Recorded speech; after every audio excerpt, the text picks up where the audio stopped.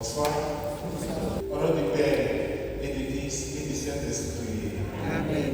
Notre Père, Qui es aux cieux, que ton nom soit sanctifié, que ton règne vienne, que ta volonté soit faite sur la terre comme au ciel. Donne-nous aujourd'hui notre pain de ce jour. Pardonne-nous nos offenses, comme nous pardonnons aussi à ceux qui nous ont offensés, et ne nous laisse pas entrer en tentation, mais délivre-nous du mal. je vous salue Marie, Pleine de grâce, le Seigneur est avec vous. Vous êtes bénie entre toutes les femmes, et Jésus, le fruit de vos entrailles, est béni. Sainte Marie, Mère de Dieu, priez pour nous pauvres pécheurs, maintenant et à l'heure de notre mort. Amen. gloire au Père et au Fils et au Saint-Esprit. Comme il était au commencement, maintenant et toujours, dans les siècles des siècles. Amen. L'attente de l'Assomption. Priez pour nous. L'attente de l'Assomption. Priez pour nous. L'attente de l'Assomption. Priez pour nous. Au nom du Père et du Fils et du Saint-Esprit.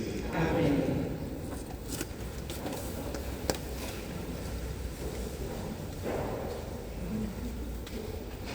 Alors, donc, ce soir, c'est la messe, parler des rites, des gestes, de tout ce que nous posons comme acte au cours de la messe. C'est peut-être des choses que vous connaissez déjà, mais que je vais essayer de le réexpliquer. Et si vous avez des questions, vous allez les poser tout au long de cet entretien. J'aurais voulu que ne monopolise pas la parole, mais que vous essayiez d'échanger avec moi pendant tout ce temps d'entretien.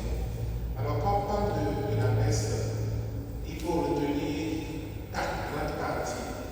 Premièrement, les rites initiaux. Deuxièmement, la liturgie de la parole. 3, la liturgie eucharistique. Et 4, les rites de conclusion. Voilà les 4 grandes parties. Alors, les rites initiaux qui commencent par le chant d'entrée et la procession. Voilà, le chant d'entrée et la procession.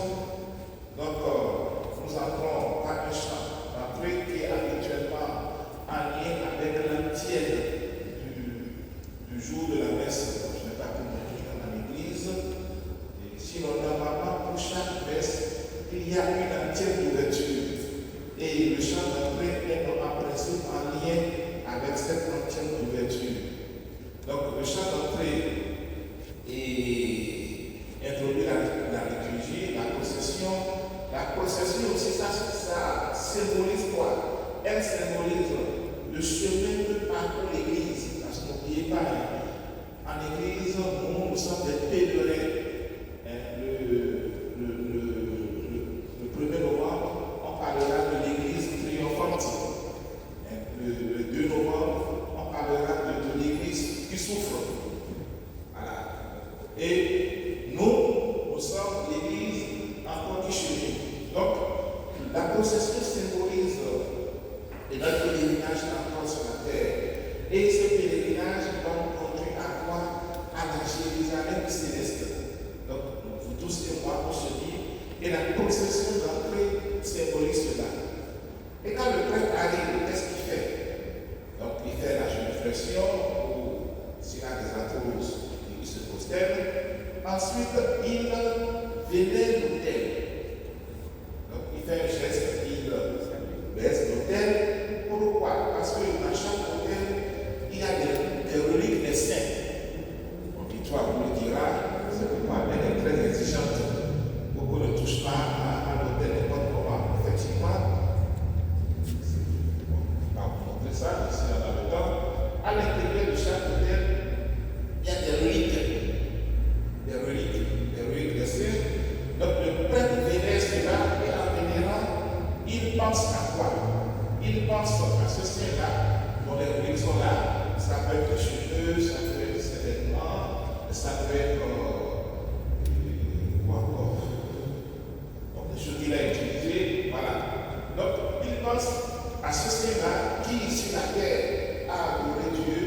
et qui est maintenant au paradis, donc en vénère.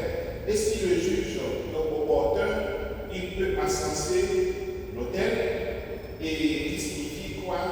Qui signifie une vénération et en même temps une purification, une sanctification. Donc le fait d'ascenser l'autel au début de la messe, en vénère, on demande à Dieu de nous purifier, on demande à Dieu aussi de nous sanctifier. C'est quand même important. Hein? Purification, sanctification et vénération après avoir bien sûr vénéré l'autel. Donc tout ça c'est important. C'est pourquoi on fait ce geste-là au début de chaque messe parce qu'il y a des reliquaires dans l'autel. Ensuite, après ça, le prêtre salue l'assemblée. La formule qui est utilisée, c'est Saint Paul. Il y a 3 formules. Il y a une formule, le Seigneur soit avec vous, ou bien la grâce de Jésus-Christ dans le Seigneur, qui est une reprise de la salutation de Saint Paul. Exactement. Voilà. Donc il salue l'assemblée. Après cette salutation, on enchaîne avec le rite pénitentiel. Le rite pénitentiel. Donc, le rite pénitentiel comporte 3 parties. 3. Donc, on se reconnaît pécheur. Donc, il dit normalement, préparons-nous à la célébration en reconnaissant que nous avons péché. En principe, il doit y avoir un temps de silence. Très important. C'était. Préparons-nous à la célébration en reconnaissant que nous avons péché. Silence. Et chacun dans son cœur essaie de faire un examen de conscience rapide. Donc, pour que ces péchés aussi vous demander.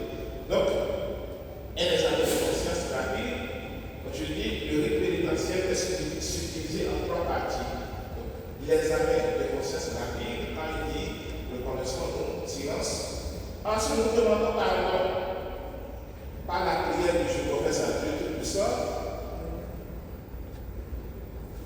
Et pendant la demande de pardon, il y en a qui se mettent à genoux pour symboliser leur humilité. Bon, là c'est un peu culturel. Il y a des pays où on se frappe à la poitrine, et dans d'autres pays, quand tu te frappes la poitrine, c'est comme si tu disais, comment expliquer ça? Oui, je fais, en sorte d'orgueil. Donc, ça dépend des pays, ça dépend des cultures. Voilà. Il y a des cultures, quand on se frappe la poitrine, on se reconnaît pécheur. Il y a des cultures, quand on se frappe la poitrine, on ne se reconnaît pas pécheur. En fonction des cultures, ça varie. Il y a des cultures, pour demander pardon, on se met à genoux. Là, plus on voyage, et puis on voit les choses. Donc, mais il y a toujours, je reprends, examen de conscience, on le connaît. Ensuite, on demande pardon. Donc ici, on se frappe la poitrine. Dans d'autres pays, c'est pas ça. Et troisième partie, c'est l'absolution que le prêtre donne. L'absolution. Alors, ce rite pénitentiel n'efface pas les péchés graves. Non. Parce que vous et moi, notre vie a des péchés. Quand il y a un péché grave, le pardon, même la prière d'absolution, c'est quoi? Que Dieu Tout-Puissant nous fasse miséricorde. C'est ça la prière d'absolution. Ça ne fasse pas les péchés graves. Donc c'est les péchés, je dirais les petits péchés, voilà.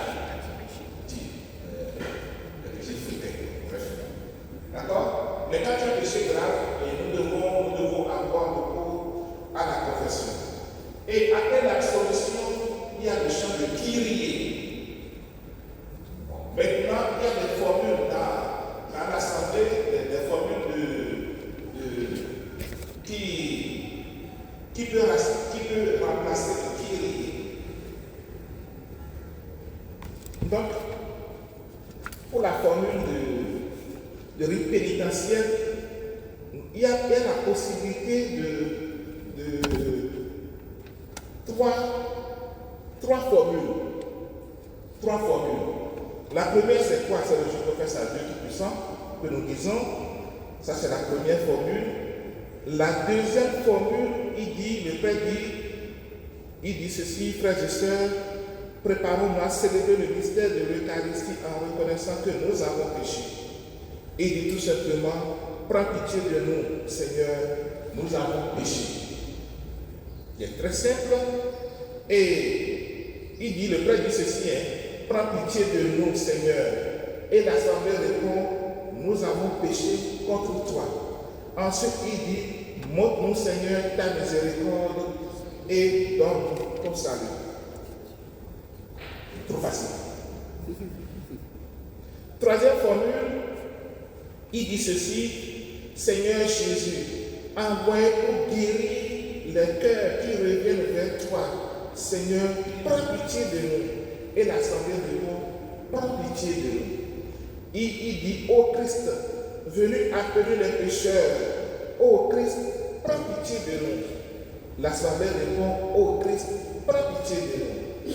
Il dit, le prêtre dit, Seigneur, qui siège à la droite du Père, où tu intercèdes pour nous, prends pitié de nous.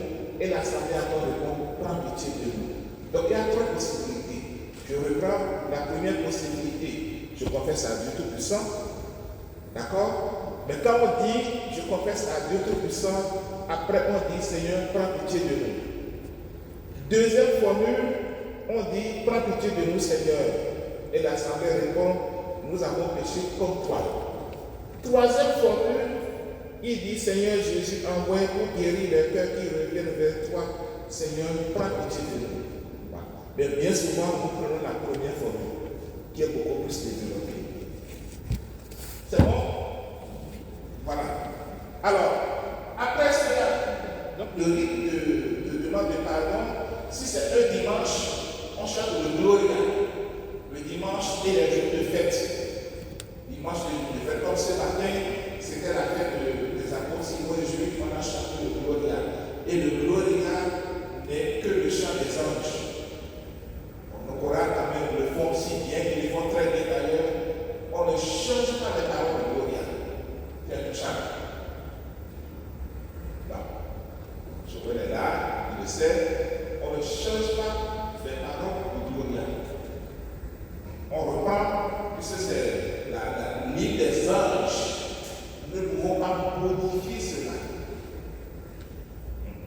D'accord? Donc, on chante le Gloria dimanche, le jour de fête, sauf pendant le temps de l'Avent et le temps de Carême où le Gloria est oublié. Après le Gloria, maintenant, il y a la prière d'ouverture qu'on appelle aussi collecte. Donc, le prêtre dit, prions le Seigneur. Et normalement, en disant prions le Seigneur, silence. Parce que, et pendant ce temps de silence-là, l'assemblée, les prières que vous avez dans le cœur, vous exprimez ces prières-là pendant ce temps-là. C'est très important. Parce qu'en venant à la messe, peut-être vous avez des intentions que vous portez. Quand il dit prions le Seigneur, il se tait. Et chacun dit dans son cœur sa prière. Et après, il dit la prière commune. Il y a des prêtres qui ne font pas ça. C'est pas bon. Ça, c'est très important. Donc, prions le Seigneur qui doit se taire. Et chacun de nous, on exprime. Et après, il dit la prière commune pour rassembler toutes les prières de l'assemblée. Donc, ça, c'est la première partie. Je reprends un chant d'entrée, procession avec possibilité d'encenser ou non, la salutation de l'assemblée, le rite pénitentiel subdivisé en trois parties, la reconnaissance de nos péchés, demande de pardon, l'absolution, le Kyrie, ça dépend de la formule de demande de pardon qu'on prend, le Gloria, si c'est un dimanche ou jour de fête, et ensuite la prière d'ouverture qui est précédée d'un temps de silence afin de permettre à l'Assemblée de déposer ses prières.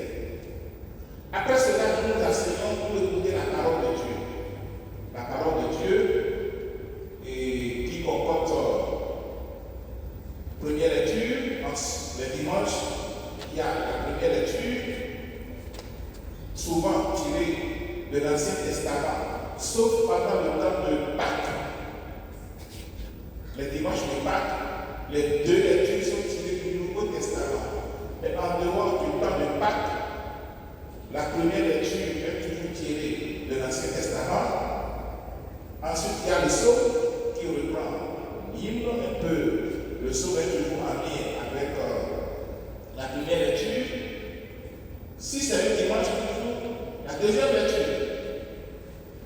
La deuxième lecture qui est toujours tirée du Nouveau Testament. Toujours. Ensuite, il y a l'acclamation.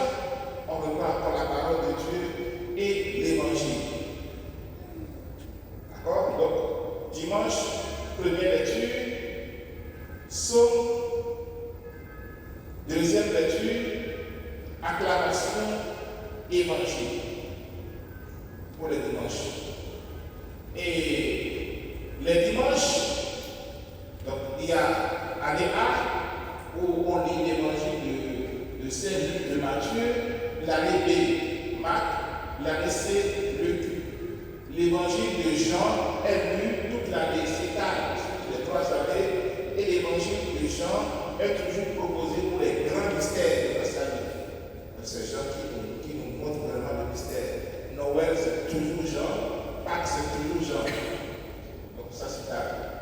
Donc, et le mystère est proposé de telle manière que, en venant à la messe, sur 3 années, rien que les dimanches, nous avons lu tous les livres de la Bible. Pas toute la Bible, c'est pas toute la Bible, mais en venant à la messe tous les dimanches, pendant 3 ans, on a lu tous les livres. Mais pas toute la Bible, parce que c'est des extraits. Seulement les dimanches. Donc celui qui vient normalement à la messe tous les dimanches, qui écoute la parole de Dieu et qui a préparé sa messe, a la capacité de se défendre contre les démons de Jéhovah. Oui, mes amis, si c'est bien fait. Et on se met. Je vais revenir sur la chose tout à l'heure. D'accord? Donc, normalement, on a tout lu. C'est fait de telle manière. Parce que l'évangile, et pas tous les dimanches, est toujours en lien avec la première lecture. Donc, le schéma, c'est quoi? Le schéma, c'est ceci. Évangile en lien avec la première lecture. Et la deuxième lecture nous montre l'application de l'évangile et de la première lecture. C'est le schéma. Donc c'est ça. D'accord? Maintenant, en semaine, c'est des lectures continues. En semaine, on prend par exemple la Genèse.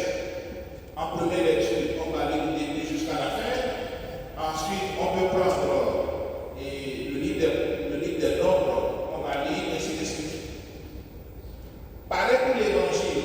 En semaine aussi, on prend Matthieu, on lit jusqu'à la fin. Après, on prend Marc, on lit jusqu'à la fin. On prend Luc, on lit jusqu'à la fin. Mais Jean est réservé au temps fort. Saint Jean est réservé surtout pour le temps de Pâques. Voilà. C'est le schéma. D'accord?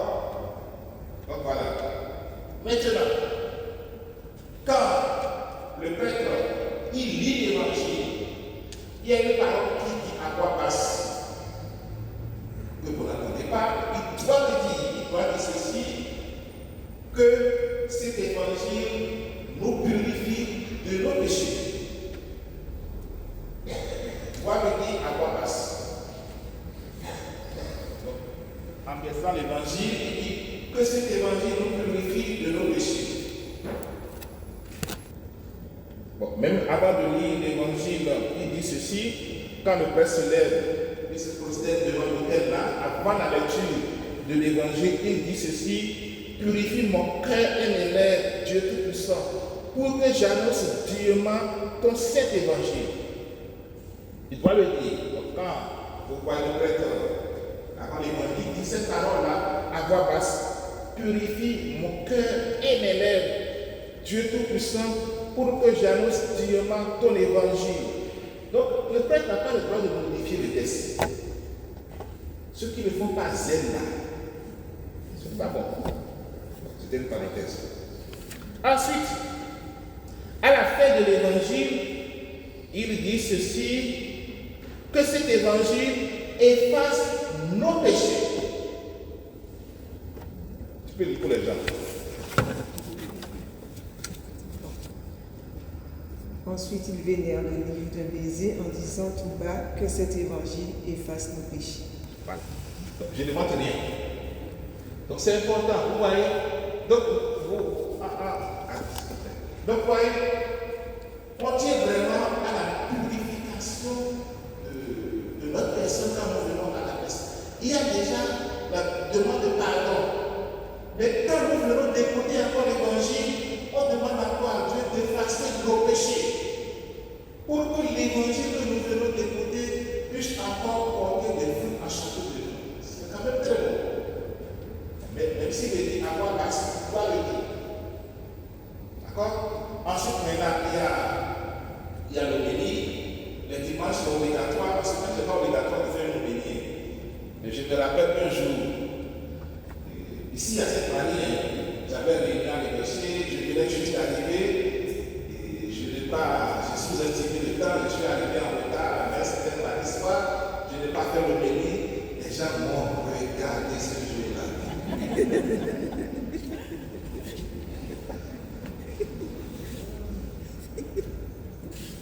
Donc, bref, normalement, en semaine, mais c'est toujours bon, je dis un petit mot pour exhorter l'assemblée.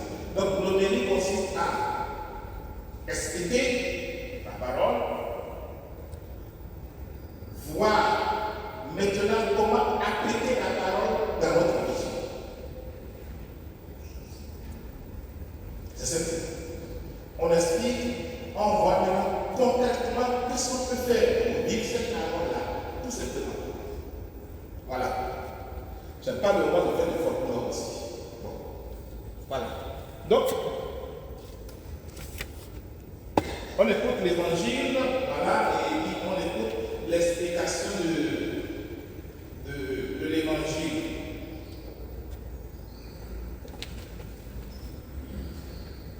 Donc, après cela, toujours dans la partie de la parole de Dieu, si c'est le dimanche où les solennalités, il y a le credo, je confesse à 2%, donc deux formules, et à la formule de Nicée, Constantinople, qui a été composée.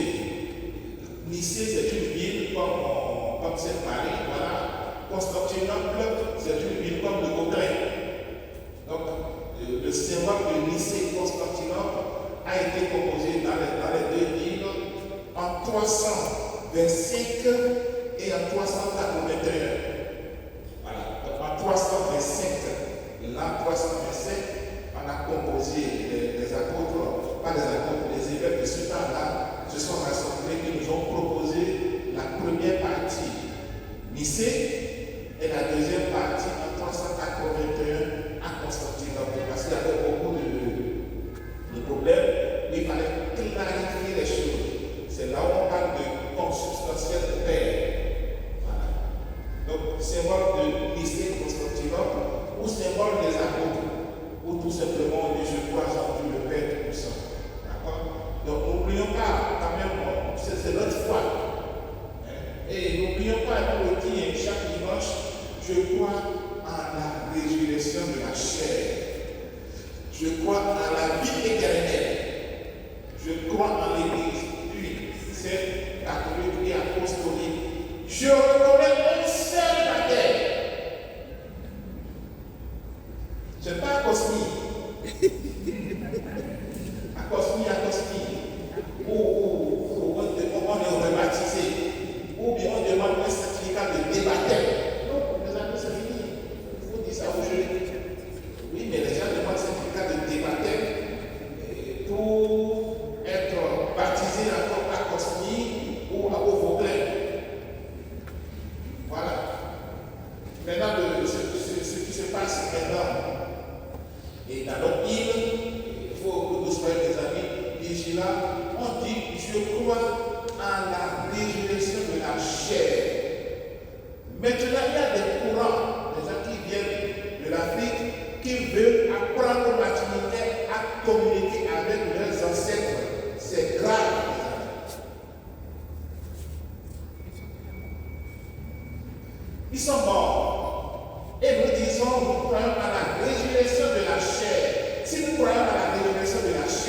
pourquoi communiquer avec les morts? Et les gens sont frileux. Et l'entrée pour apprendre à communiquer avec les morts, je ne sais pas, c'est 1 euro. Et les gens signent des chèques rapidement pour aller apprendre à communiquer avec les morts. Ensuite, la conséquence, c'est incapable de dormir la nuit. On ne peut pas apprendre à communiquer avec les morts. Les morts ont besoin d'être libérés pour glorifier Dieu. Donc, ce n'est pas possible. Donc, on dit, on va apprendre à communiquer avec les ancêtres qui sont venus de l'Afrique. Les ancêtres qui sont venus de l'Afrique, la gueule de voiture. Ils ont fini avec nous. Le problème là, c'est de voiture. Et nous mélanger ça communiquer avec eux. Et les appels, ils donnent rapidement 200, 400 euros pour ça.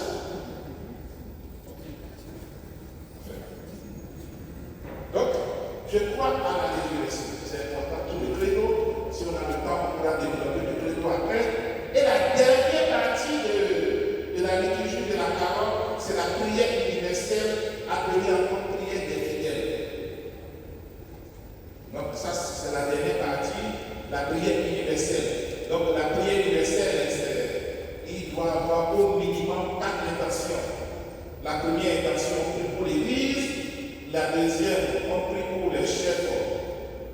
C'est le chef d'État, ceux qui viennent des affaires publiques. Troisième intention, on prie pour ceux qui souffrent. Quatrième intention, on prie pour leur communauté paroissiale. Maintenant, on pourrait ajouter une septième. Mais les 4, c'est facile. Donc, l'Église, ceux qui dirigent, ceux qui viennent des affaires publiques, ceux qui souffrent, et la communauté. Voilà. Et c'est ça qui conclut la prière, la partie de la parole de Dieu. Donc, je reprends la parole de Dieu, la partie, la liturgie de la parole comprend la première lecture pour le dimanche. Première lecture, psaume, deuxième lecture, acclamation, évangile, homélie, credo et prière universelle. C'est bon? Et avant la lecture de l'évangile, il y a une prière que le prêtre dit à voix basse, qui demande de purifier ses verbes. Et après la lecture de l'évangile, il dit que cet évangile pardonne nos péchés. Très important. Troisième partie maintenant, la liturgie eucharistique. La liturgie eucharistique, donc après ça, on s'assoit. Il y a le chant d'offertoire, l'offrande des fidèles, c'est important. Bon, ça dépend des pays. Au Bénin, par exemple, ce n'est pas nécessairement de l'argent qu'on donne. Ça peut être un poulet, ça peut être de bananes. Donc, il y a toujours l'offrande. Ça dépend des cultures. Maintenant, ici, la date matin est dans la culture. Voilà. La date bleue, c'est dans la culture. Maintenant, de moins en moins, on se développe, on se déplace sans argent. On n'a pas d'espèces, mais on a plus ou moins ça, carte bleue. Nous, on n'a pas cette culture de carte bleue. Donc, l'offrande est liée plus ou moins à la culture de pays. Et il y a quelque chose de très important, il y a la possession des offrandes. C'est très important, c'est vrai. Avec Ovide, on a simplifié les choses, mais il faut que nous revenions à la possession des offrandes. Ce que les fidèles donnent, ce que vous portez, c'est votre offrande, c'est le fruit de votre travail. Donc ça doit venir en procession pour être présenté au Seigneur. C'est très important, la procession des offrandes.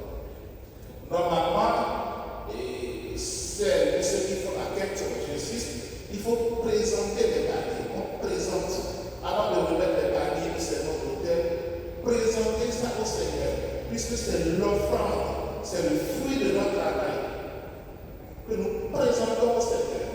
C'est important. Donc, la présentation de l'offrande qui se fait en même temps que la présentation du pain et du vin. Et normalement, quand, donc Vous avez mis votre offrande en avance. Le Père présente maintenant la paquette. Il prend le Père. Normalement, pendant ce temps, l'intention que vous avez exprimée, j'avais dit, au niveau de la collecte, il y a le silence. L'intention que vous aviez exprimée au début là, la même intention doit revenir. Et dans votre cœur, quand il présente le pain, vous déposez aussi cette intention-là sur la paquette. Et il présente encore, puisqu'il dit, tu es béni Seigneur, Dieu de l'univers. Nous avons reçu de ta côté le pain que nous te présentons, fruit de la terre et du travail des hommes. Il deviendra pour nous le pain de la vie. En disant cette parole-là, selon que la marche ou non, vous aussi n'oubliez pas, j'avais déjà une intention au début, je redis la même intention. Et je dis, Seigneur, cette intention-là, je la dépose encore sur ce paquet pour qu'elle soit encore présentée au Seigneur. C'est important. Voilà. Donc, en fait, ce n'est pas le moment d'être distrait, ce n'est pas le moment de penser à autre chose, encore un grand moment pour nous. Voilà. Je suis venu à la messe avec cela, je dépose encore sur la paquet. Et pareil, quand il prend la coupe, tu es béni Seigneur Dieu de l'univers, nous avons reçu de ta bonté le vœu que nous te présentons, fruit de la vie et du travail des hommes. Il deviendra pour nous le vin du royaume. Pendant ce temps aussi, la même intention, on dépose dans la coupe. Voyez? Alors vraiment, normalement, si nous suivons bien ce qui est prévu pour la messe, on ne peut pas être distrait. On ne peut pas. On ne peut pas. Donc si je porte vraiment cette intention dans mon cœur, au début, on a demandé pardon, on a redemandé pardon, j'ai donné mon offrande, et pendant qu'on présente mon offrande, je ne suis pas d'accord. Non. On présente cette offrande-là. Donc, présentation des offrandes. Après cela, si je suis nécessaire, si c'est un dimanche, une assance, l'autel, toujours n'oubliez pas de donner la signification de l'assassinat, glorifier, magnifier le Seigneur, et lui-même se lave les mains en disant, lave-moi de mes péchés, Seigneur, et de ma faute, purifie-moi. Il dit cette prière-là, à quoi passe. Quelquefois, quand on le dit, les servants d'hôtel pensent qu'on parle à eux. Il dit pardon. Bon, ça me fait sourire. Voilà. On doit le dire. Donc là, on doit le péché parce qu'il doit être pur pour célébrer le mystère. Et maintenant, il invite l'assemblée à prier. Prions ensemble au moment d'offrir le sacrifice de l'église ou bien la famille que nous connaissons tous, que vous répondez si bien. Et il y a maintenant la prière sur les offrandes. La prière sur les offrandes. Je vous donne un exemple de prière sur les offrandes. Bon, je prends la prière ce qu'on va écouter le dimanche prochain. Donc le dimanche, la prière sur les offrandes, quand vous allez venir à la messe, c'est ceci. Seigneur, que ce sacrifice devienne pour toi une offrande pure et pour nous le don généreux et saint de ta miséricorde. Alors, vous avez déposé vos offrandes sur la paquette, vos prières, d'accord? Vous avez aussi déposé vos intentions dans la coupe. Vous avez donné votre offrande qui a été présentée. Et pour rassembler tout cela, dimanche prochain, selon les dimanches, il va dire, Seigneur, que ce sacrifice devienne pour toi une offrande pure. Donc, les intentions que j'ai déposées, votre offrande, le fruit de votre travail, on demande à Dieu maintenant que cela devienne une offrande pure. C'est quand même beau, hein? C'est très beau. Donc, vos prières, votre participation, que cela devienne une offrande pure pour toi, Seigneur. Vous voyez? Donc, tout cela est encore rassemblé pour présenter au Seigneur. Donc, que cela devienne une offrande pure.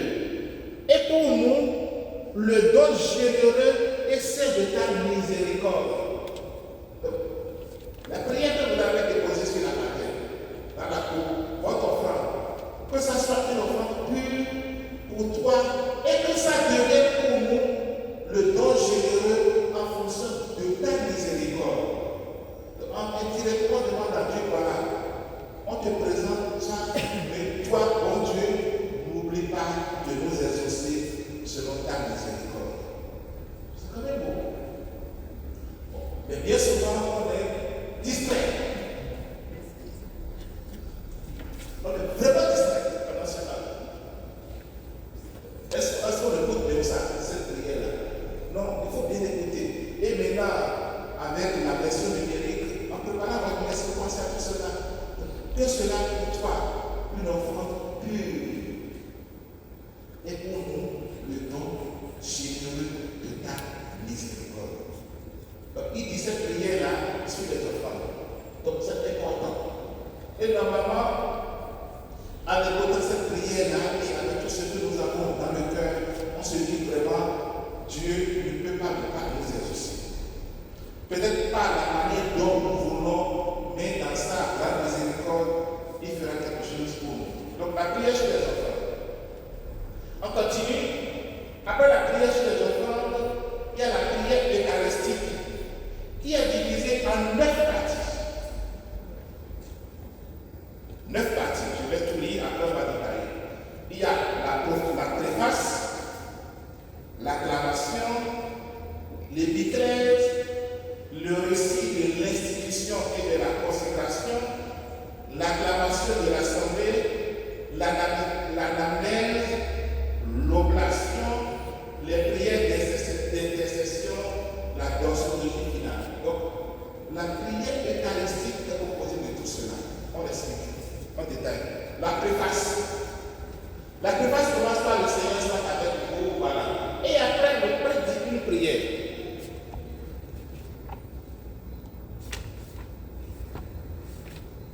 Selon le temps où nous sommes, la préface commence ceci, vraiment, il est juste et bon pour ta gloire et notre salut de t'offrir notre action de grâce. Donc, on commence par glorifier Dieu. Il est juste et bon. Et ensuite, on rappelle un événement du salut. D'accord?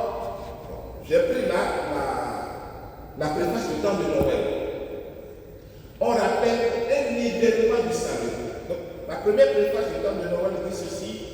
Par la révélation de ta gloire, s'est éclairée pour nous d'une lumière nouvelle. Donc, on rappelle un événement. Donc, on dit la révélation de ta gloire. Ça, c'est le temps de Noël. Je prends un truc, une préface du temps ordinaire.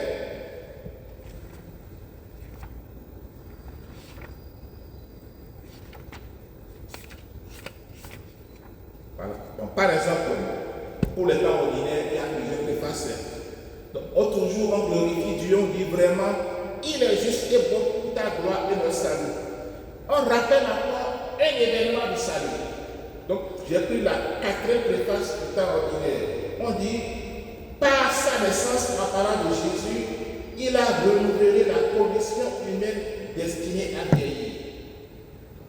Donc, par sa naissance, il a renouvelé la condition humaine destinée à vieillir. On rappelle toujours un événement de notre salut. Je prends par exemple ce qu'on a écouté aujourd'hui. C'est quelle préface le théâtre ce matin? Préface des apôtres. Aujourd'hui, toujours, vraiment, il est juste et bon. Et on rappelle un événement, on dit, tu n'abandonnes pas ton troupeau pasteur éternel, mais tu le guides par les bienheureux apôtres. Ouais. Toujours un événement du salut qui est rappelé. Après on dit, c'est pourquoi. Après avoir rappelé l'événement du salut, on dit, c'est pourquoi avec les anges et les archanges, avec les puissances d'en haut et tous les esprits bienheureux, nous chantons l'hymne de ta gloire et sans fin de proclamer. Ça veut dire quoi? Que pendant ce temps-là, les anges descendent.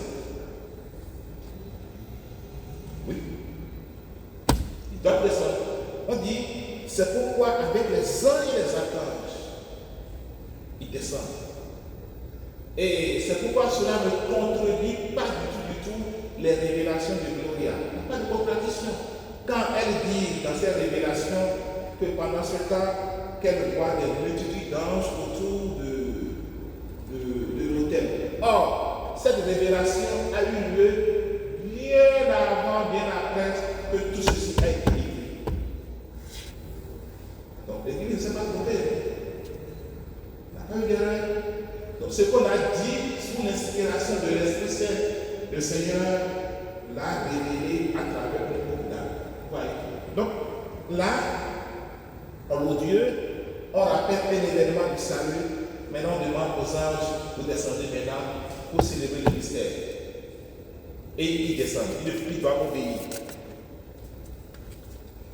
Donc, on a dit, je rappelle la prière eucharistique, la préface, d'accord? Après la préface, il y a quoi? Donc, nous maintenant, on demande aux anges de descendre. Et nous répondons en disant quoi?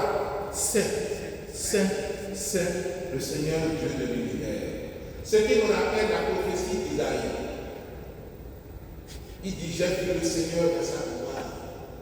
Donc, on répond, comme les anges sont là, on dit vraiment c'est très beau. Et on dit, Saint, Saint, Saint, le Seigneur Dieu de l'univers. Voilà comment c'est beau. Donc, les anges sont là. Quand ils sont là, on ne peut pas se taire. Donc, on est heureux. On dit Saint, Saint, Saint. Même là, à ce niveau-là, même si on a tous les couleurs du monde là, on doit être heureux. Oui. Saint, Saint, Saint, le Seigneur Dieu de l'univers. Donc, on rappelle, on dit Saint, on répond. Après l'acclamation, il y a l'épiclèse. Tout cela veut dire, c'est la prière eucharistique. L'épiclèse, c'est quoi? Le prêtre maintenant invoque l'Esprit Saint sur les offrandes. La prière eucharistique de Dieu va dire, sanctifie Seigneur cette offrande. Mais avant cela,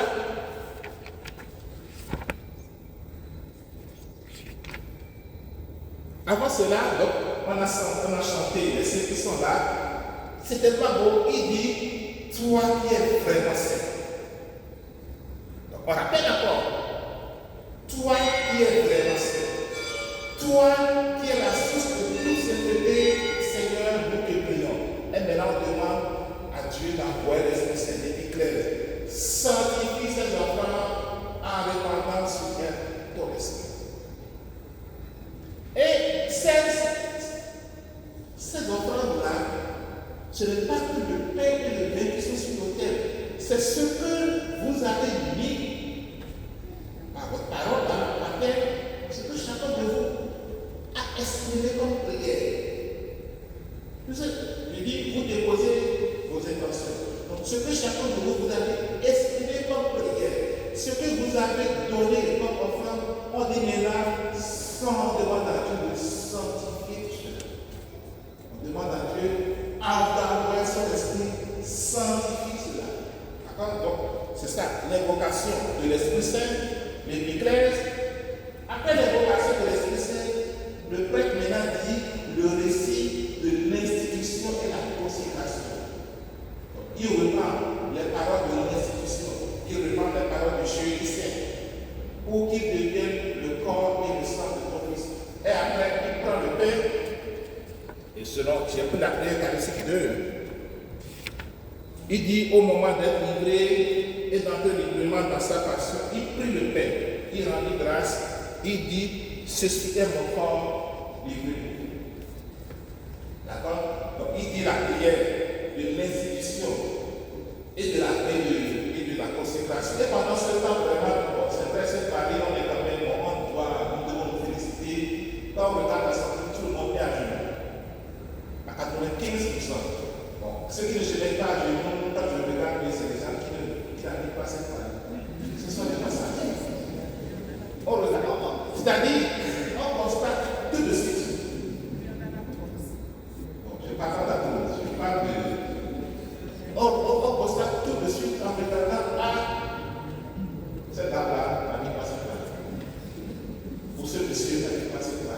Et si vous regardez bien, au moment de l'Est de sortir,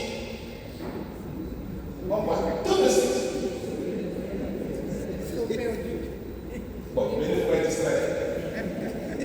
Voilà, donc habituellement, nous avons quand même, nous avons toute l'habitude de mettre à genoux. Et normalement, il faut faire l'effort de se mettre à genoux pendant ce temps-là. Maintenant, quand on a la cause, moi je dis qu'il faut s'asseoir. Parce que, lève-toi. S'il te plaît. Quand tu es debout comme ça, et si jamais est à genoux, elle ne voit pas. Elle ne voit pas. Donc si j'ai la cause et que je ne peux pas me mettre à genoux, je reste assis. Ou je choisis une place pour ne pas déranger. Cette place-là, c'est là. Là, je vais derrière le poteau pour ne déranger personne. Devant. Voilà, donc c'est important. Et si à 95% nous sommes à genoux, les 5% qui restent, si c'est des gens qui viennent d'ailleurs, ce n'est pas grave, c'est des passages. Mais si nous avons la cause, on choisit une place pour ne pas déranger, ou bien on s'assoit. Donc, il y a la consécration. Après la consécration, nous répondons maintenant. Le prêtre dit, il est grand le mystère de la foi. On répond. Voilà. Donc, pour dire vraiment ce qui vient de se faire là, c'est tellement grand, ça me dépasse. Donc, et quand on reprend au niveau de l'acclamation, on reprend trois choses. On se dit, ce qui vient de se faire là, il y a quoi? La mort, la résurrection et le retour glorieux. Oui. Donc, quand la consécration, il est grand le mystère de la foi et pour avoir les trois choses: mort, résurrection, retour glorieux. Je prends un exemple dans le mystère. Quand il dit qu'il est grand, par exemple, le mystère de la foi, nous annonçons ta mort. D'accord, Seigneur Jésus? Nous proclamons ta résurrection. Nous attendons ta venue dans la gloire. Il doit avoir les trois. Oui, ou bien s'il dit par exemple, proclamons le mystère de la foi, nous répondons, gloire à toi qui étais mort, gloire à toi qui es vivant, notre Sauveur et notre Dieu, viens Seigneur Jésus. Voyez. Donc, cette réponse explique quoi? Que nous venons de dire, on vient de célébrer quoi? La mort, la résurrection, et nous attendons le jour où Jésus viendra nous chercher. Oui. Donc à chaque messe là, quand on dit ça, on dit Seigneur, j'attends le jour où je vais mourir pour te voir. Donc, on ne doit pas avoir peur de la mort. Mais c'est ce que nous disons. C'est ce que nous disons. Donc, tu es mort, tu es ressuscité, et mon Dieu, j'attends patiemment le jour où moi aussi je vais mourir pour te voir. Voilà. C'est ça que nous disons. Donc, conclusion, pas peur de la mort. Donc, après l'anamnèse, donc je reprends les parties. Premièrement, préface. Donc, on a expliqué l'acclamation, Saint Saint Saint, l'épiclèse, on évoque l'Esprit Saint. Quatrièmement, il y a le récit de l'institution et la consécration. Cinquièmement, il y a l'acclamation de l'Assemblée qui est grand le mystère de la foi. Sixièmement, l'anamnèse. Donc là, on se souvient des choses. Donc, on dit, là c'est le prêtre qui continue, il dit, en faisant ainsi mémoire de la mort et de la résurrection, c'est important. Vous voyez, quelquefois, dans la messe, il y a des répétitions pour insister sur l'importance. À travers l'acclamation, on veut dire, nous croyons qu'il est mort, qu'il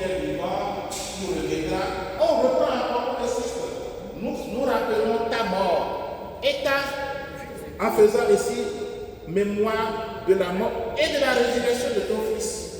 Donc voilà, c'est ça qu'on appelle l'anamnèse. On fait encore mémoire de la mort, de la résurrection de son Fils. Ensuite, après cela, il y a cette partie, l'oblation. L'oblation, on dit humblement nous te demandons. Oblation, c'est on se donne. On se donne, hein. Humblement nous te demandons. On demande qu'en n'ayant pas au corps et au sang du Christ, nous soyons rassemblés par l'Esprit Saint en un seul corps. Donc, on fait des voix, on dit, mais Seigneur, on ne sait plus la prière avec ces deux, et toutes les prières, on retrouve le même développement. Donc, que nous soyons, c'est-à-dire chacun de nous, nous donnons l'un à l'autre pour former un seul corps. Donc, combien la Bible ne doit pas avoir de corps? Normalement, c'est ça. C'est vrai. Il y a l'humanité qui domine, mais ne devait pas. C'est-à-dire, si vous et moi, on a bien compris là, il ne doit pas avoir de cancan, il ne doit pas avoir dit, voilà, ça là, c'est ma classe, mais je ne bouge pas. Donc, vous voyez, si on a bien compris ce qu'on vient faire, on me dit, mais on doit former un seul corps. Donc, si aujourd'hui, parce que les enfants de taper, on me demande d'aller m'asseoir là-bas, je vais dire merci Seigneur. Parce que, quel que soit l'endroit où je suis dans l'église, nous formons un seul corps. Ouais. Donc, je lui dis, mais il y en a pas les déplaces qui commencent par t'habiller. T'as compris, mes amis? Donc, pas t'habiller. Parce que, quel que soit là où je suis, je forme un seul corps. Donc, l'oblation, et après cela, il y a les prières d'intercession. Donc, on prie pour le pape, on prie pour les évêques, on prie pour les prêtres, et s'il y a des intentions, on évoque des intentions que vous avez demandées en donnant une offrande. Voilà. Donc, les prières d'intercession, et le tout est terminé par la doxologie finale qui est par lui, avec lui et en lui. Donc, ça fait les 9 parties que je reprends pour vous. 1. Préface. 2. Acclamation. 3. L'épîtrèse. 4. Le récit de l'institution et la consécration. 5. L'acclamation de l'assemblée. 6. L'anamnèse. 7. L'oblation. 8. Les prières d'intercession. Et 9. La doxologie finale qui est par lui avec lui et en lui. C'est bon? Voilà, on continue. Ensuite, maintenant, il y a les rites de communion.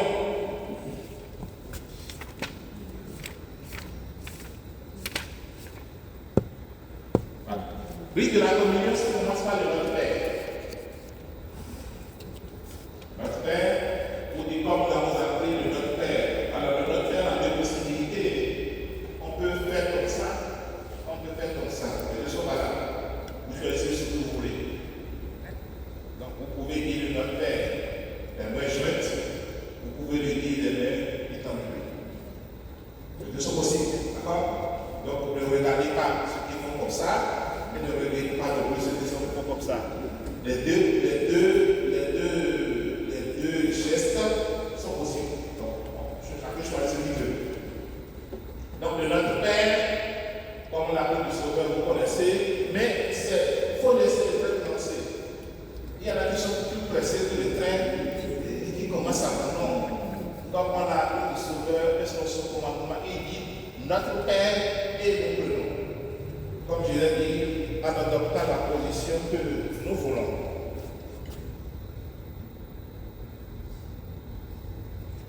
Donc, on dit le Notre Père. Le Notre Père continue. On insiste. Et parce que vous voyez, n'oubliez pas, hein, on a demandé pardon à Dieu au début. D'accord? Silence, pardon. Après l'évangile, on a dit que cet évangile nous purifie de nos péchés. Mais c'est que le malheur, que nous sommes tout le temps pécheurs. Dans le Notre Père, on dit ne permet pas que nous entrions en tentation. On le dit dans le Notre Père. Maintenant, on insiste encore. On insiste. Délivre-nous de tout mal, Seigneur. On a repris dans notre Père. Mon Dieu ne permet pas que nous entrions en vacation. On va encore insister, c'est très important. Parce que nous sommes tous pécheurs et on dira, et délivre-nous de tout mal, Seigneur, et donne la paix à notre temps. On insiste sur cette libération du mal. Alors, un mot écrit, le mot écrit, c'est embolisme. C'est pas grave. Ne retenez pas ça. D'accord? Et après cela, il y a le rite de la paix. Mais c'est avec Covid, bon, chose de compliquée, maintenant, le rite de la paix. Bon, le rite de la paix aussi, bon, c'est symbolique parce que quand je donne la paix à la personne qui est assise à côté de moi, je sais que je ferai l'effort pour être la saison de paix. Je n'ai pas besoin de courir pour aller au fond de l'église pour donner la paix. Non. C'est un geste symbolique. On sait qu'en posant ce geste de rite de la paix, on va essayer de faire la paix. La paix. Donc, après le rite de la paix,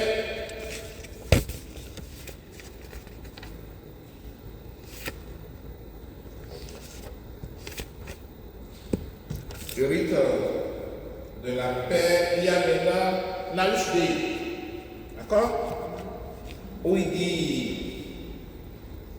Mais avant la louche Dei, la louche de l'agneau de Dieu, il y a quelque chose de très important. Le prêtre, il fractionne le pain. Il divise en 2 ou en 4. Et il prend un petit morceau de pain qu'il dépose le corps de Christ, qui est consacré le pain, le corps de Christ, il prend une partie du corps de Christ, qu'il dépose dans le calice, en disant cette parole-là, comme ce pain. Pas de bêtises, je vais lire, que le corps et le sang de notre Seigneur Jésus-Christ, réunis dans cette coupe, nourrissent en nous la vie éternelle. Donc il dit encore cette parole-là, il dit encore c'est important, que le corps et le sang de Jésus réunis dans cette coupe, nourrissent en nous la vie éternelle. C'est important. Ensuite, je dis à voix basse, la croix chante la louche Dei, l'agneau de Dieu qui enlève le péché du monde, prend petite chose. Voyez.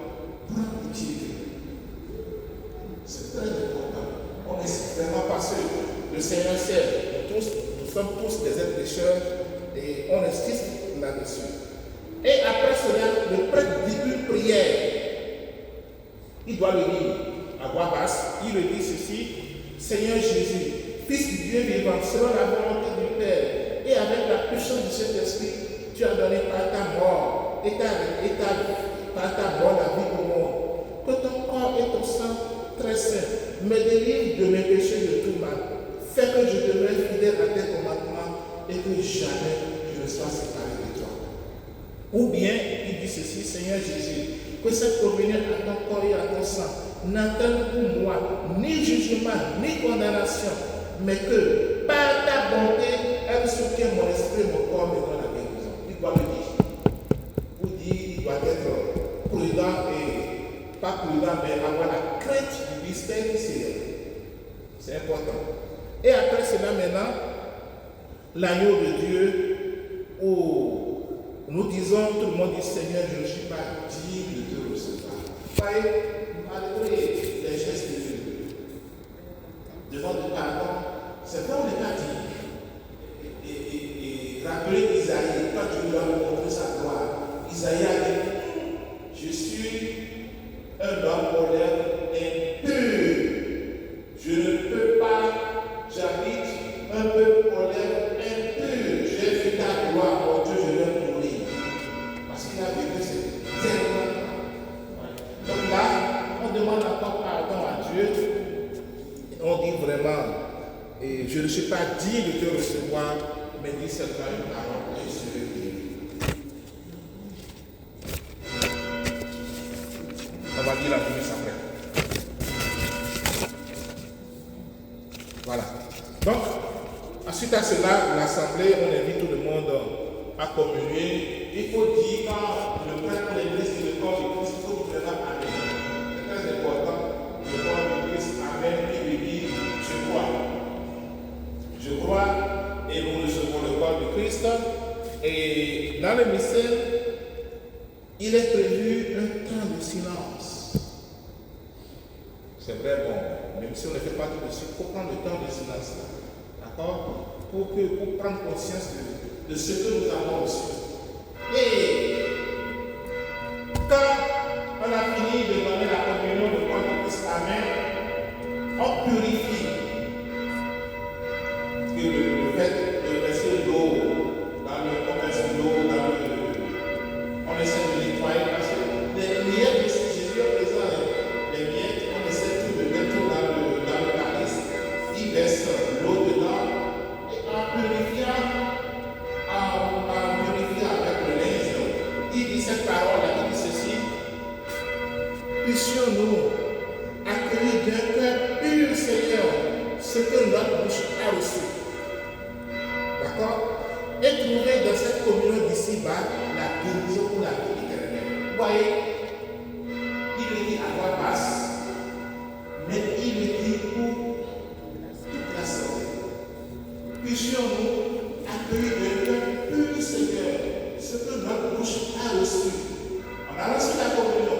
Et trouver dans cette communion ici-bas la guérison pour la vie éternelle. Vous voyez, mes amis, à chaque messe, on demande à Dieu de guérir pour la vie éternelle. On ne demande pas d'enlever la trousse. Ça qui est seul. On nous demande de nous guérir pour la vie éternelle. N'oubliez pas, quand on dit l'anamnèse, il est mort, il est ressuscité, on dit mon Dieu, tu n'attends pas ça avant le jour où je vais mourir. Je change. Et maintenant, quand il purifie, il dit, mon Dieu, guéris-nous pour la vie éternelle. C'est une prière qui est dite, mais qui est dite pour tous ceux qui sont dans la santé. Guéris-nous pour la vie éternelle. Il le dit à voix basse, mais ça beaucoup de tout ce que vous voyez, c'est quand même beau quand nous vivons bien notre vie, c'est tellement beau. À chaque messe, on demande à Dieu, guéris-moi pour la vie éternelle.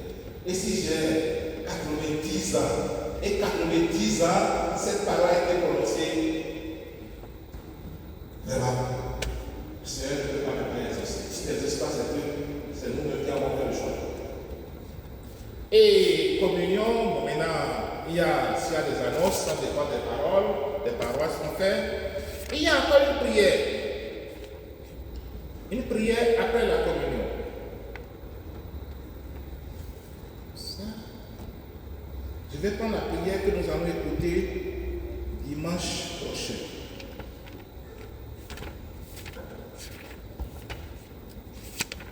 Donc n'oubliez pas la prière sur les offrandes, on avait dit pour dimanche, que ce sacrifice devienne pour toi une offrande pure. On a prié.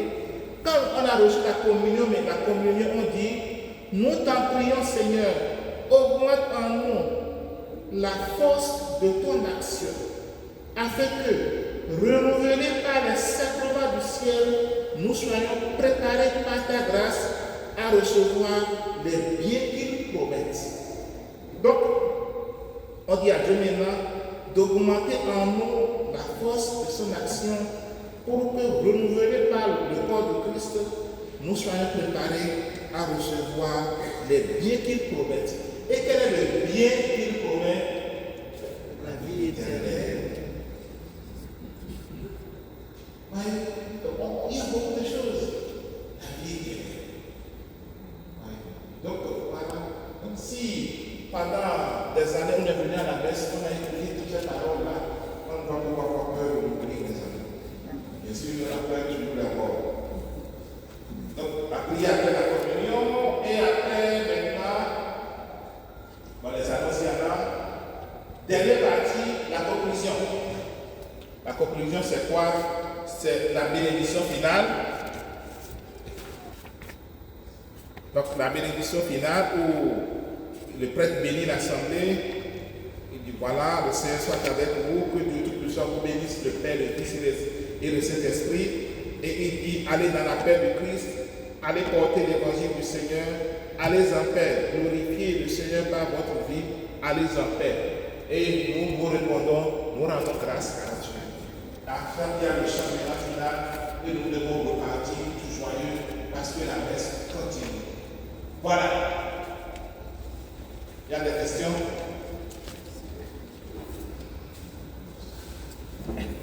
Les prières que tu dis à voix basse, pourquoi justement tu les dis à voix basse?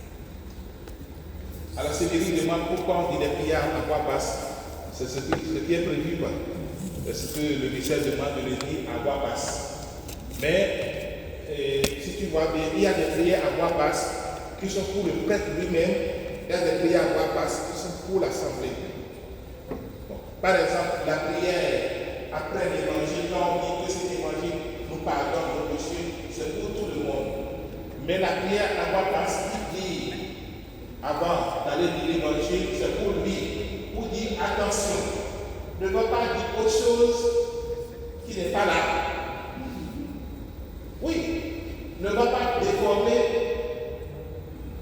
ne va pas exprimer tes idées. Si tu dois lire, tu dois exprimer tes idées, tu les lis ailleurs, mais pas quand tu es là. Je ne sais pas si tu veux faire ça. Mais c'est important. On dit cette prière-là pour attirer son attention à voix basse. La prière à voix basse, quand il lave les mains, c'est pour lui-même. Pour dire qu'il faut qu'il soit pur pour célébrer l'Eucharistie. La dernière prière à voix basse, c'est pour l'assemblée. Donc il y a des prières à voix basse pour lui, il y a des prières à voix basse pour tout le monde. Voilà. Voilà. Oui. Voilà la question que je me posais après la communion. Alors, qu'est-ce qui est plus préconisé? Le silence, chant de méditation, chant d'action de grâce, et surtout, c'est quoi la différence entre ces deux chants? Méditation. Alors, qu'est-ce que c'est préconisé? Alors, normalement, ça dépend et nous avons l'habitude de chanter. D'accord? Sauf pendant le temps de carême, on ne chante pas, on garde le silence. En principe, il fait les deux. Il faut avoir le chant d'action de grâce ou le chant de méditation, c'est pareil les deux. Action de grâce ou méditation, un petit temps. Même si c'est 30 secondes, c'est vrai. Avec Obi, on a fait de mauvaises habitudes qui sont restées. C'est vrai, mes amis. Nous avons fait de mauvaises habitudes qui sont en train de rester. C'est des choses. Donc, avant de lancer, actuellement, les gens font bien ici. Avant de lancer le chant d'action de grâce, le chant de méditation, il faut avoir un petit temps de silence. Vraiment un petit temps. Entre la fin du chant de communion et le chant d'action de grâce ou de méditation, un petit temps de silence pour permettre à chacun de savourer ce qu'il a reçu. Vous voyez, quand vous donnez du whisky, est-ce qu'on voit le whisky au bois? Non, on prend son temps pour savourer ce whisky. C'est pareil. Quand je viens de recevoir le Seigneur, je prends mon temps pour le savourer.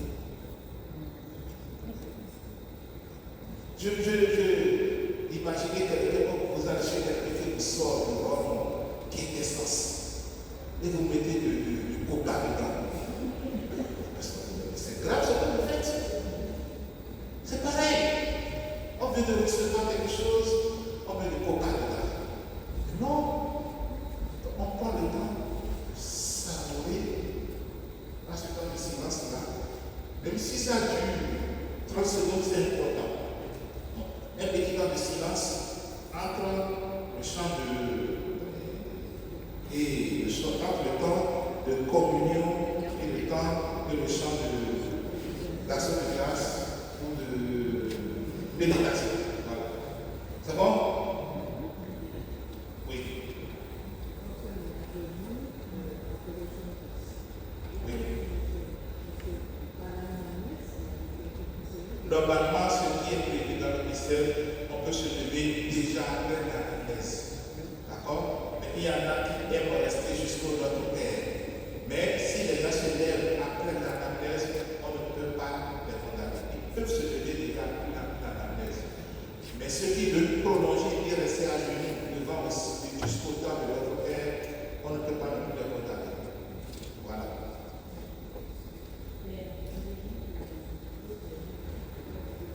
Oui, normalement. Ah, il faut que je demande aux vieux prêtres de se passer. Il faut que je demande au père Chimon le relique de quel secte il y en a. Il sait qu'il y en a, il faut que les bibas qui sont déjà partis deviennent commencer de l'eau. Il sait qu'il y en a, mais de quel secte il ne sait pas. François, vraiment, il ne sait pas. Oui, c'est bon? Question, oui.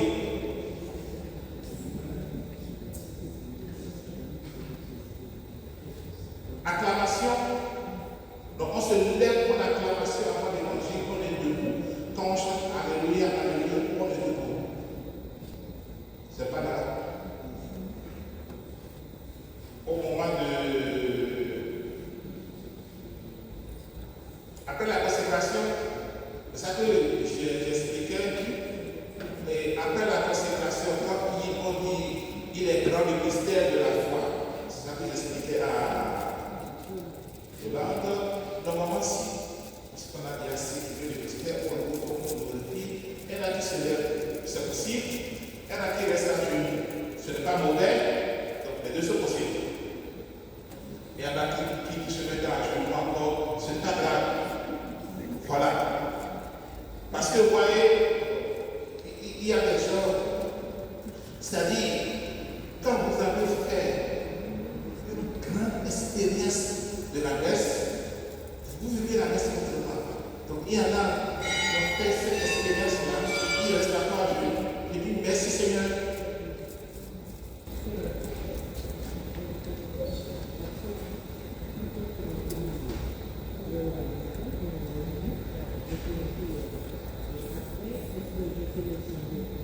Si tu veux faire ce que tu fais, qui prolonge ta prière, si tu ne peux pas faire, c'est pas grave.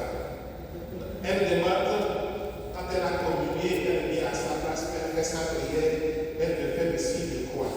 Et je lui ai répondu, si ce signe de croix prolonge ta prière, c'est très bien, pas de problème. Quand on est enfant, on fait quand même beaucoup de bêtises. Quand moi j'étais gosse, on allait à la messe, quand il avait un vieux là, il faisait le signe de croix plus de 50 fois dans la messe. Et nous, on voyait.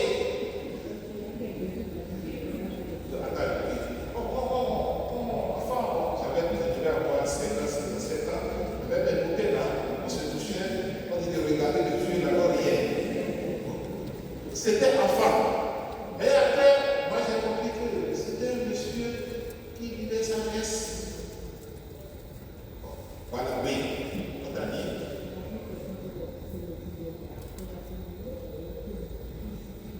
Non, ça c'est des histoires. Elle dit, quand on fait le signe de croix, après la communion, on recrucifie Jésus. C'est une histoire. Bon. Donc, tu ne fais pas, c'est une manière de prolonger ta prière.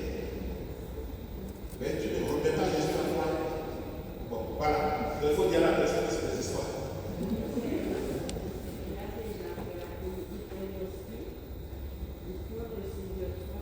Non, il faut éviter ça.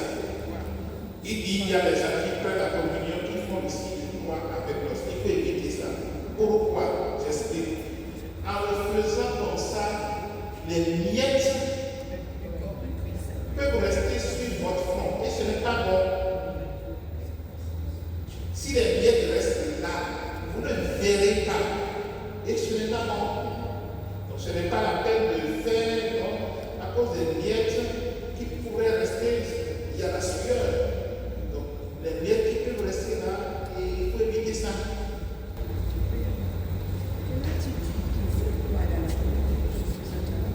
Ou avant la communion, il faut qu'il y ait un petit acte d'adoration.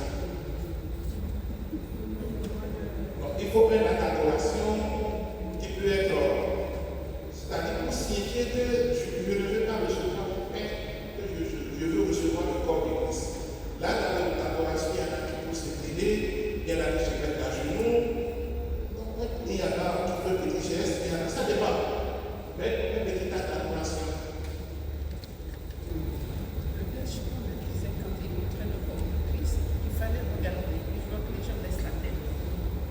Elle dit puis, quand on montre le corps, et puis ce qu'il faut regarder, il y en a qui baissent la tête. Effectivement, il faut regarder. On regarde Jésus pendant la consécration, on regarde, et après, on peut adorer. D'accord? Mais pas baisser la tête, on regarde, après, il y a une adoration.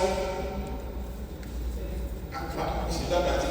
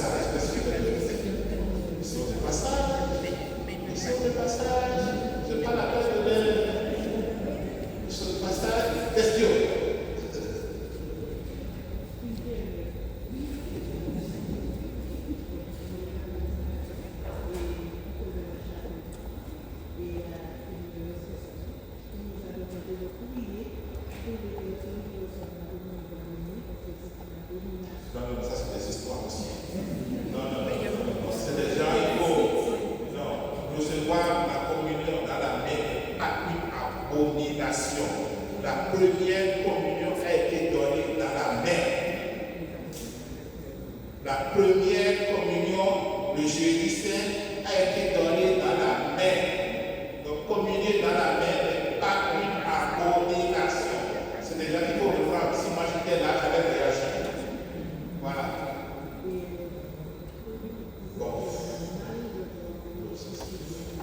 Bon, ouais, tu vois, il y a des choses, il y a des combats plus graves que ça qu'on va mener. Les combats plus graves, au lieu de ça là, il faut combattre la voie. Ça là, c'est plus grave que ceux qui croient et qui reçoivent le corps, les gens reçoivent la communion dans la vie, ils y croient. Donc, je ne vais pas dire ça, sinon je vais professer après. La première Eucharistie est donnée dans la main. Je ne peux pas dire. Communier dans la main, pas une bouche. Communier dans la bouche, pas une bouche. D'accord? Le tout, c'est quelle est ma disposition? C'est ça. Et moi je dis, il y a des combats plus grands que nous devons mener que ça. Bon. Voilà. Question. Voilà, dernière. Oui.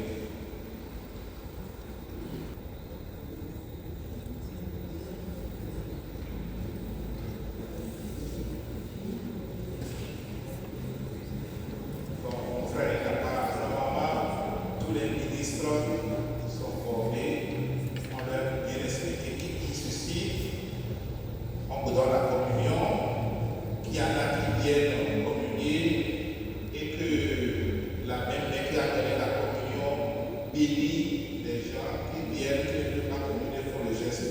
Les ministres de l'Assemblée de ça, on leur bien expliqué, ils ont une manière de faire. Et je pense que les ministres font l'effort. Ils ont une manière de poser le doigt de telle manière qu'en bénissant, après le doigt ne touche pas. Normalement, les gens le font si bien. Donc je ne pense pas, au moins ici, on a expliqué et les ministres font bien les choses.